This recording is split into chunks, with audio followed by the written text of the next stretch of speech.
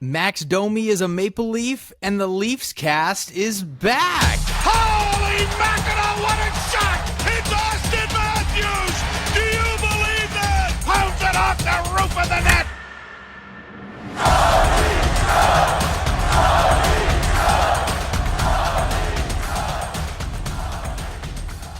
Welcome back to the Leafscast, where the Maple Leafs are overtime heroes, winning the Game 2 of our series against the Ottawa Senators 3-2 in overtime. You know, there was definitely a time this season where we were crying that Max Domi was a Maple Leaf. That contract looked horrible for 70 games this year, and none of those matter now because he's just the best. That's all that matters. He's just the best. I love the stat they pulled out and said, like, Max Domi with the overtime winner to give the Leafs the 2-0 series lead since when Ty Domi was a Maple Leaf for the first time. Oh my gosh. It is foreign territory, but we're in playoff season. We're in Max Domi season. That is how it works. No longer will anyone on this podcast be able to doubt Max Domi's abilities anytime but the playoffs, because this is why he's here. And yes, Max Domi with the overtime dagger at home in Toronto, the bank, to seal Ottawa's fate as they walk back home for their games this Thursday and Saturday. But the Leafs have the 2-0 lead and are perfect at home, and we're feeling good. Not a perfect game. We're going to get into all of that, but it's good to be back. Stephen Douglas joined by Tim and Ryan Allison, Funky Uncle Dave on the buttons, maybe. And let's recap the game. So what did you guys think of the game as a whole, the Leafs' performance, and kind of what led us to that situation? Because we're coming off of a 6-2 win, and then tonight a lot more closerly. I had almost forgotten how stressful playoff hockey could be. Like, last game was like, we score early, we just keep the foot on the gas all the way. Maybe it's stressful when our 2-goal lead starts to look in jeopardy. But here it's just like, oh, it's 2-0, and then the Leafs kind of took their foot off the gas, and then it's a 1-goal game, and it's a tie game, and we're just dying because, like, it just looked like Ottawa wanted it more for a lot of the game, and it's like, I don't like that. Well, take their foot off the gas is exactly what it was. Like, when the game started and we got those 2 goals on the first 4 shots again, I remember just thinking, like, what, is this going to be like every game? Like, are we just going to win 6-2 every single game? And unfortunately, the Leafs did not keep it pushing like they did in game number 1. Maybe it was the lack of power plays that stopped us from being able to really explode offensively like we did in the first game. But we really just kind of sat back and let Ottawa kind of drive it for most of the rest of the game. It was either Ottawa was pushing hard or no one was pushing hard. Like, there was a long stretch where Ottawa didn't have any shots on ice. But it's not like we had a lot of shots on the goal. It's not like we had a lot of shots on goal during that time period either. It was like the second and third. It's just kind of nothing was happening. And maybe that was according to plan. We were just trying to shut it down and win 2-1. But a 1-goal cushion isn't a lot to win by. And it kind of burned us when they got that game tying goal, and it kind of just became next goal wins. But I guess we got it anyway. Definitely not the dominant performance that we saw in game 1, though. I think the Leafs sat with around 10 shots on goal like halfway through the game here. Mm-hmm. And I'm trying not to stress about the fact that the Leafs aren't generating these chances, but when you're going up against a goalie whose, save percentage right now is looking a lot like David's bank account, I think we're like in the mid 800s. It's, I don't know, how are you not throwing more shots on net and figuring out ways to score more? That's not to say that I feel like Ottawa was hanging around with just like countless grade A chances. It was a lot of, weaker shots. Not to say that they didn't have the Ottawa power plays, though, were like overwhelming to the point where Stolarz had to make like multiple like big what do they call it, 10 bell stops or anyways. I was once again very impressed with Stolarz this game. I certainly don't think the Leafs win without the effort that he put forward.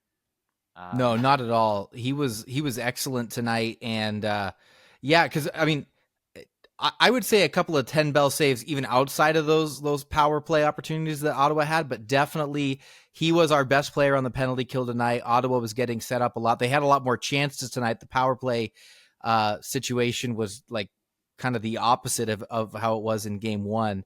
But yeah, Stolarz, we do not walk out of here with a win whatsoever. And even going to overtime, right? I mean, Stolarz with a couple of big saves in overtime. That sick glove save on Yes. geez, I don't even know who it was. I think it was with like Batherson. Yeah. a minute to. I feel like he's the only one that shoots on that team. With like a minute and a half to go, where like I was kind of preparing for overtime because of like that's what the Leafs were setting us up for, and then Ottawa has that like kind of dash with about 2 minutes to go. I'm like, shoot, are we not gonna make it to overtime? Is this gonna be it? Like when he made that save, I was screaming at the TV that we will not lose. Like we weren't losing after Stolarz made that save because he was too dialed in. Like I'm saying exactly what you guys are just saying, but he was the best player for two games in a row for the Maple Leafs. And I was thinking it's pretty crazy that we have that guy locked up for next year as well, cost controlled and Wall. Like that's going to be our duo next year for pretty cheap. It's looking real nice. And it just feels like right now, the way he's playing, we could go on a deep run with goaltending like that. That's the kind of hot goaltending that teams ride through the playoffs. So that's definitely a real strong suit for us. Well, like I know we've talked about it in the past, but like the trickle down effect is when like your goalie's playing well and your players trust the goalie, they play like a different style. They're more willing to take risks. They're not like having to think all the time, oh, is this mistake going to end up in the back of the net every single play? And so I think for the same reason that having the worst goalie in the series like will drag you down, having the best goalie in the series can only propel you forward. You know what though, Tim? There's one player on the Maple Leafs who could use with a little bit of shoot, this mistake is going to cost my team, and his name is Nicholas Robertson. Oh, no. That guy takes the worst penalties. Like it's so predictable, and it broke my heart to see him 200 feet from his own net just carelessly throwing his stick around. And when Ottawa got sent to that third power play, I just had the worst feeling. I knew they were going to score, and they did. And I couldn't believe it that he got more shifts after that. That was like halfway through the game. And Berube kept running him out there. I think he got 3 or 4 more shifts throughout the game. Every time he touched the ice, my jaw dropped. It's like, why are you still playing? There's no way he still would have been playing if Sheldon Keefe was our coach. Butt would have been glued to the bench, and then he'd be out of there for game 3. But he kept rolling out over the boards. I couldn't believe it. Mm-hmm. He did sit for 1 shift after that. I saw they rolled Nylander out there in place of him, but then... yeah, he was back out there. I don't know. I guess that was the last chance. It kind of felt like that he was maybe going to get. It's funny because I felt like they kept panning to his face, like not even while he was playing, just like every other second of the game, and just kind of looked like a guy. Like he looked about as stressed as us, but not like for the same reasons. He's just like getting ready to claim unemployment or something like that. I don't know, because it was, egregious. What we can't be doing. It's what Ottawa's been doing all series and not what we need to be doing, because there was 1 last game. There was 2 this game. Was there 2 that he took?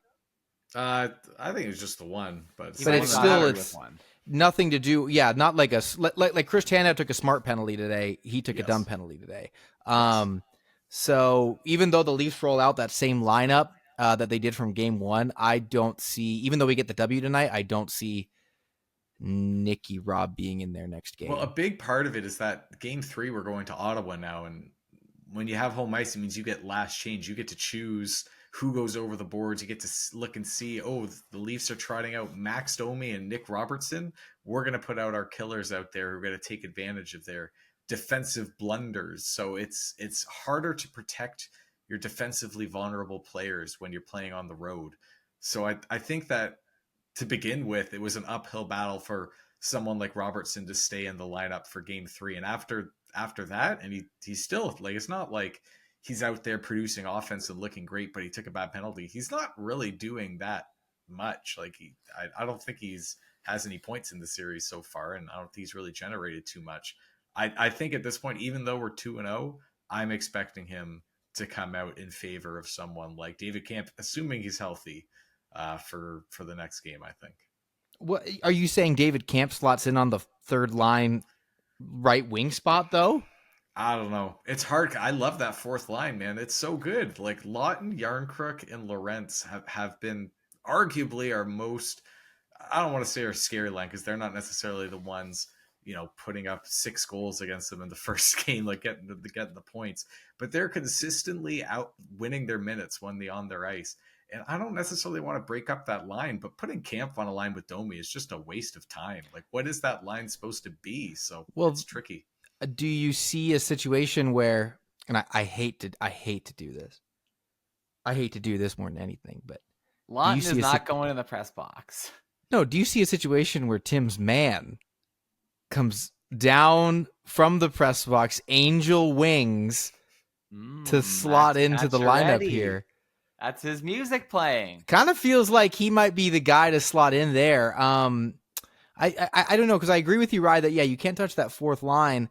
I'm also, though, even though I said that, like, I think Nicky Robb won't be in the lineup, I'm a little bit hesitant to actually believe it, just because, again, we're coming off of a win.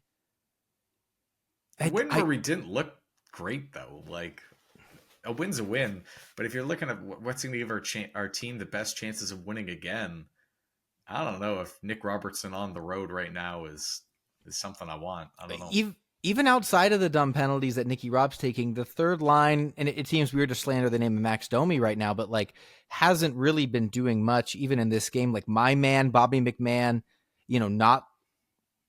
it's kind of just a nothing line. It's kind of a vanilla line. Mm-hmm. So, well, and I think like you even said it, Ryan, as far as like the fourth line looks better than the third line, and not to assign lines numbers, but I think like you look at Berube and who he's playing and who he trusts. I don't know if he fully trusts that third line. So I think as well, not to pile on Nick Robertson, is like I saw the Drake Batherson play in overtime, and my heart went out to him because I've seen Leafs players do that same the no look backhand pass in the zone, and it comes back.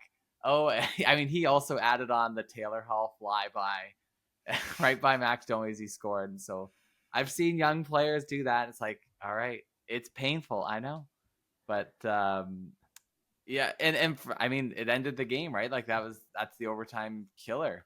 But I think that third line, I don't think it stays intact for the next game. It's just not trustworthy enough. But I mean, I just don't know if we see Max Domi move up and like a full line blend happening. Holmberg looked okay tonight, I thought. Well, yeah, Holmberg, I agree. Like I was just gonna say about Holmberg, like he looked like he fit in real well on that line. Like he is hustling and forechecking. He's making stuff happen with Tavares and Nylander.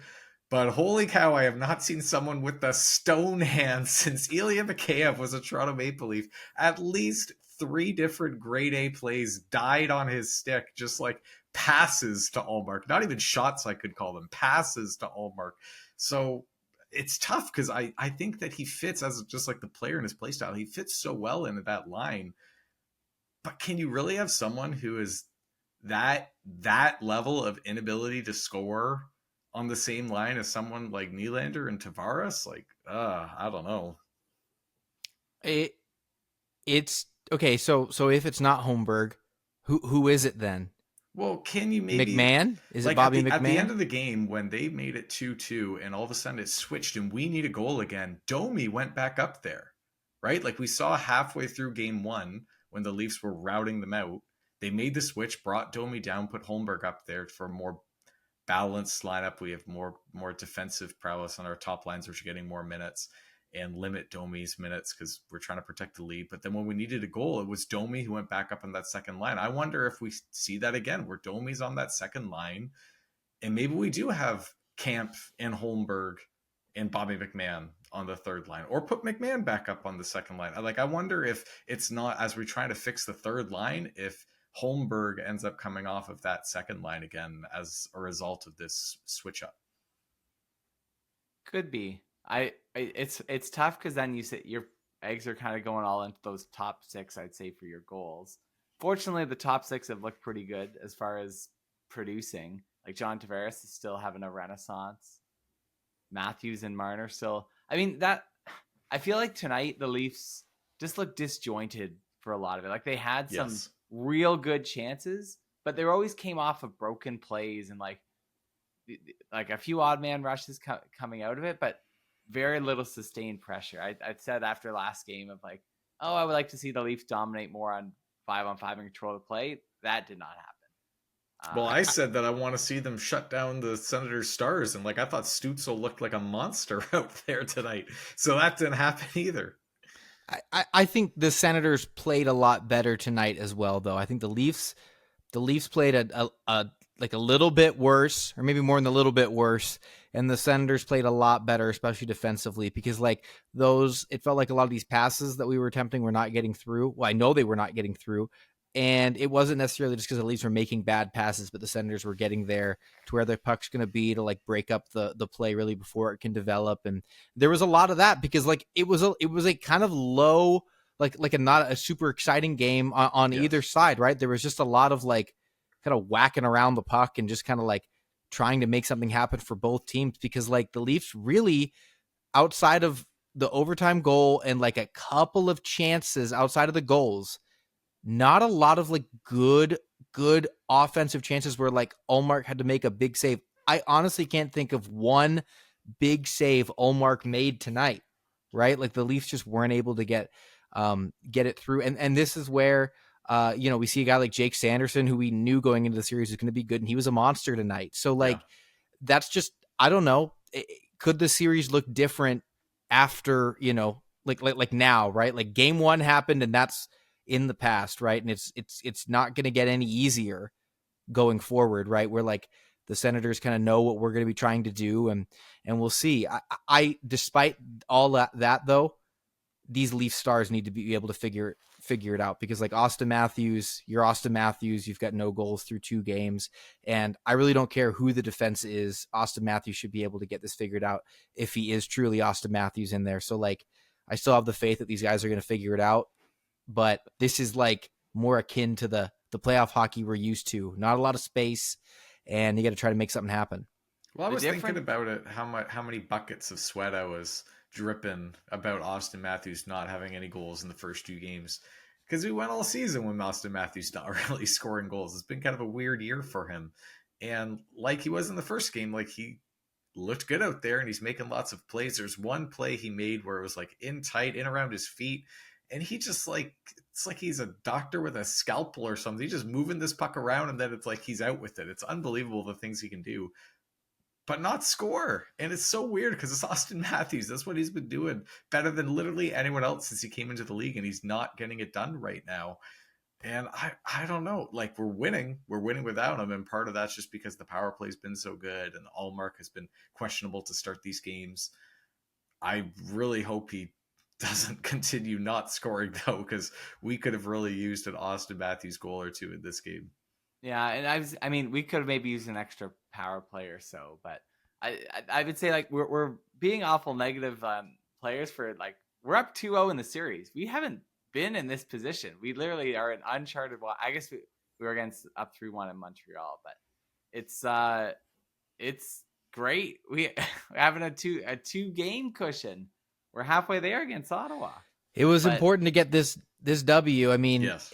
The series does not begin until somebody loses at home, and that's a storyline that's busted as of right now, right? But I don't know that my confidence was so high going into that overtime, just because I guess Tim, you're not wrong that we're maybe being a little bit too negative, but I don't know. I can't help but think that outside of that pass going off of whatever Senators defender to put us up 2-0 in the game, if that goal doesn't go in, I'm not sure that's how they got Ottawa's first goal, right?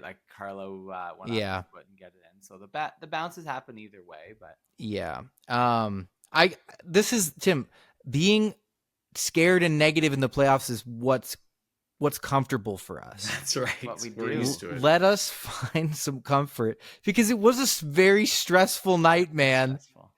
It was. It was a very stressful night. We don't like having to rely on our goalie, but he was there repeatedly bailing us out. So I was thinking this as overtime started. I'm curious what you guys are thinking, because my confidence right now in Stolarz during these games is like a 10 out of 10, right? I know he's the best goalie in the series right now. Yes. He's our MVP. He's awesome.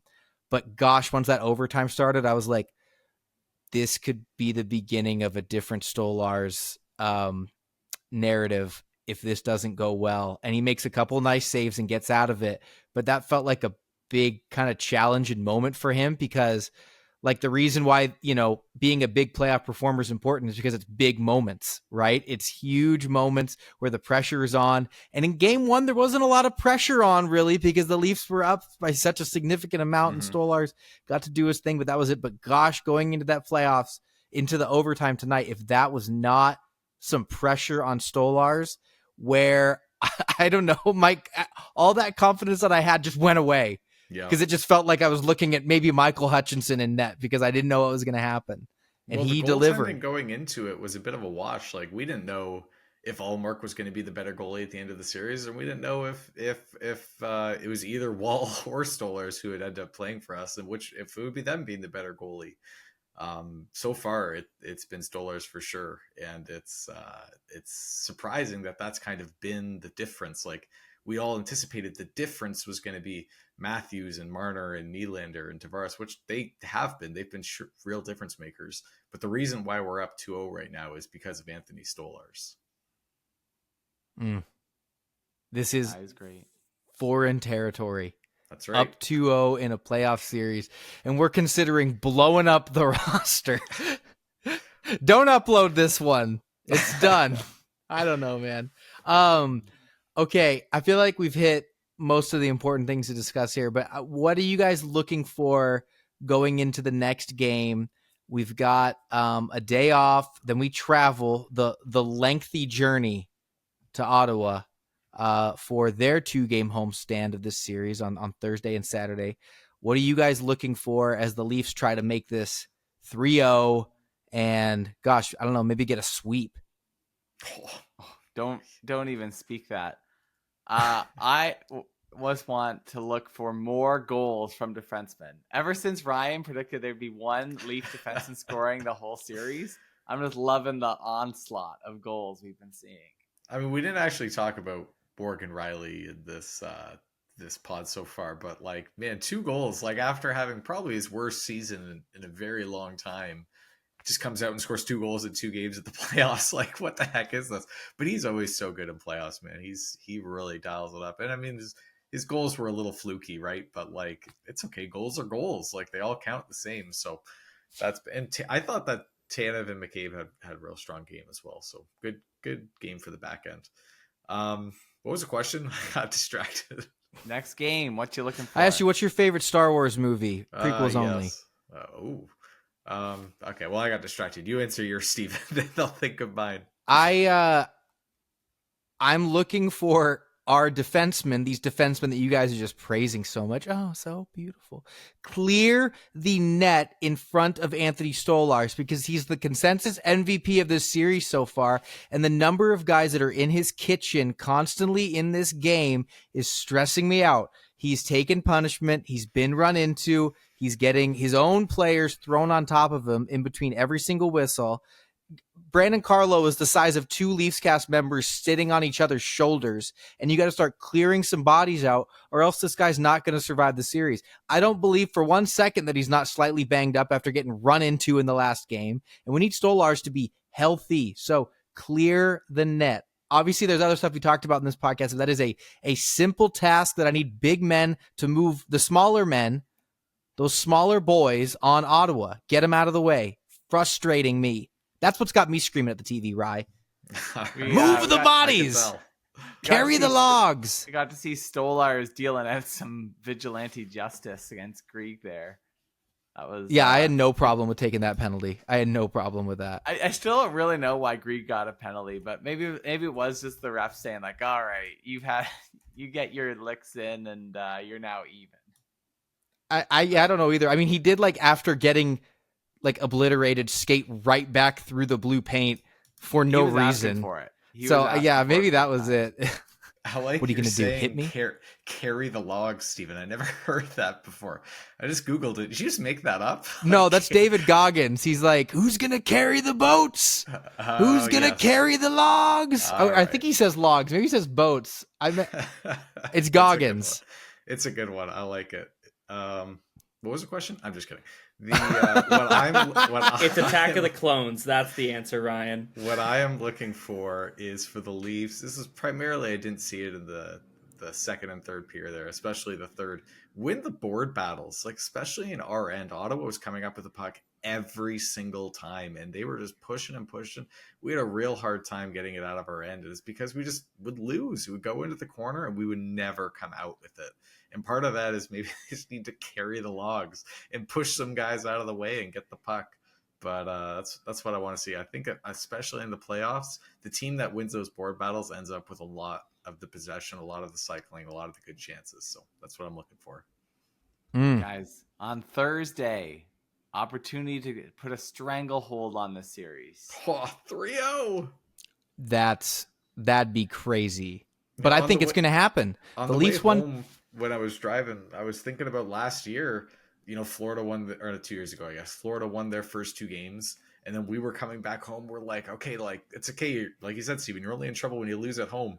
Then we just didn't even show up for game 3. It was a disaster. In Florida, when I had 3-0, it just felt like it was over. And it turns out it was over. But that could be us. We could be on that end.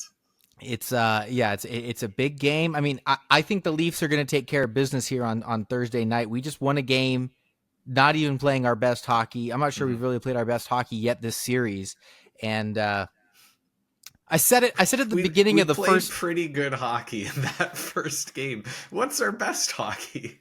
Our best hockey is that like 8-2 next gen game from 2 years ago. That's the best the Leafs have ever looked.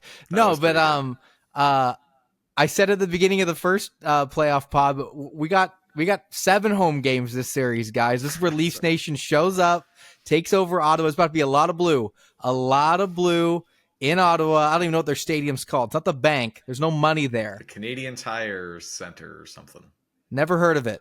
The CT. What's Canadian Tire? Is that like you know what I am looking forward to? I was thinking about this the other day. I love it when the Leafs are, playing in Ottawa or, out west in Calgary or something.